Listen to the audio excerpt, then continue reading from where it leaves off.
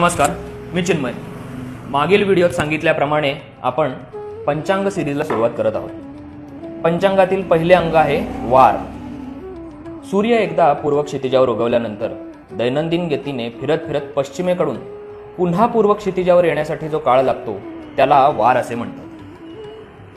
यालाच सावन दिवस असेही म्हटले जाते. या सावन दिवसाचे समान 24 भाग करून त्याला होरा असे नाव देण्यात आलेले आहे.